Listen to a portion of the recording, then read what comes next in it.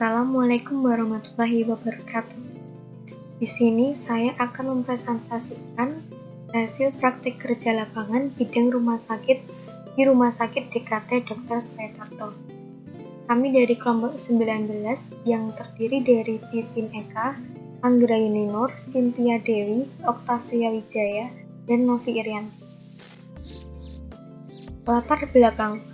Menurut Undang-Undang Republik Indonesia Nomor 44 Tahun 2009, rumah sakit adalah institusi pelayanan kesehatan yang menyelenggarakan pelayanan kesehatan perorangan secara paripurna yang menyediakan pelayanan rawat inap, rawat jalan, dan gawat darurat.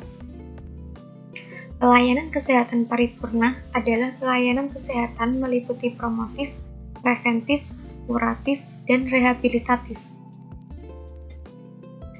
Instalasi farmasi adalah unit pelaksanaan fungsional yang menyelenggarakan seluruh kegiatan pelayanan kefarmasian di rumah sakit. Kegiatan PKL. Praktek kerja lapangan dilaksanakan di Rumah Sakit DKT Dr. Swetarto yang beralamat di Jalan Juandi Nomor 19, Kota Baru, Yogyakarta. Pelaksanaan PKL dimulai pada tanggal 12 April sampai 24 April 2021. Rumah Sakit DKT Dr. Swetarto memiliki 3 shift, yaitu shift pagi, shift siang, dan malam. Namun, mahasiswa PKL hanya mendapatkan shift pagi dan shift siang. Pada pengelolaan perbekalan farmasi di gudang Rumah Sakit DKT Dr. Swetarto meliputi perencanaan, pengadaan, penerimaan, penyimpanan, pendistribusian, pemusnahan, dan administrasi. Yang pertama, sistem perencanaan. Sistem perencanaan di Rumah Sakit DKT Dr. Swetarto menggunakan 2 metode, yaitu metode konsumsi dan metode campuran. Metode konsumsi merupakan sistem perencanaan barang berdasarkan pada rata-rata jumlah konsumsi obat atau jumlah pemakaian pada periode sebelumnya. Metode campuran yaitu sistem perencanaan gabungan dari metode konsumsi dan metode epidemiologi. Metode epidemiologi dilakukan oleh Rumah Sakit DKT Dr. Swetarto ketika terjadi wabah penyakit tertentu. Sebagai contoh kasus pandemi COVID sekarang ini. Yang kedua, sistem pengadaan. Proses pengadaan yang dilakukan oleh Rumah Sakit DKT Dr. Swetarto dengan cara e-forecasting dan e-katalog. Proses pengadaan persediaan melalui e-forecasting cukup efektif, karena proses pengadaannya dilakukan secara online dan langsung pada distributor yang telah terdaftar di Lembaga Kebijakan Pengelolaan Barang atau Jasa. Selain itu, Rumah Sakit DKT Dr. Swetarto juga menggunakan pengadaan dengan produksi, yaitu sediaan obat dalam bentuk kapsul. Obat ini merupakan racikan yang terdiri dari berbagai macam obat yang telah disesuaikan dengan kebutuhan di resep. Yang ketiga, sistem penerimaan. Di Rumah Sakit DKT Dr. Swetarto, penerimaan dilakukan oleh apoteker atau tenaga teknis kefarmasian yang pada saat tersebut sedang bertugas.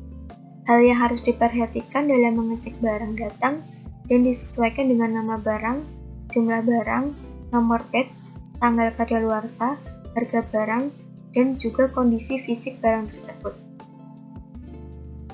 Yang keempat, sistem penyimpanan.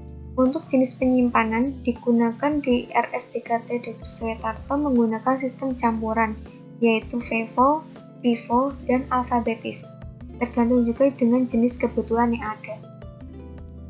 Yang kelima, pendistribusian. Mencakup 3, yaitu individual, pasien menebus sendiri obat ke bagian farmasi. Yang kedua, unit daily dose dispensing atau UDD, yaitu perawat yang akan datang langsung ke bagian farmasi membawa buku resep dan nomor resep. Yang ketiga, floor stock, yaitu suatu kebutuhan obat emergensi yang sewaktu-waktu harus diberikan kepada pasien tanpa harus mengambil obat terlebih dahulu ke bagian farmasi. Yang keenam, pemusnahan. Di Rumah Sakit DKT Dr. Swetarto, pemusnahan obat menggunakan pihak ketiga. Pemusnahan narkotika, psikotropika, dan prekursor farmasa dilakukan oleh pihak ketiga. yang wajib disaksikan oleh pemilik narkotika, psikotropika, dan prekursor farmasi, dan disaksikan Kementerian Kesehatan, Badan Pengawas Obat dan Makanan, Dinas Kesehatan Provinsi, Balai Besar atau Balai Pengawas Obat dan Makanan setempat, dan Dinas Kesehatan Kabupaten atau Kota. Menetapkan petugas di lingkungannya menjadi saksi pemusnahan sesuai dengan surat permohonan sebagai saksi. Yang terakhir, administrasi.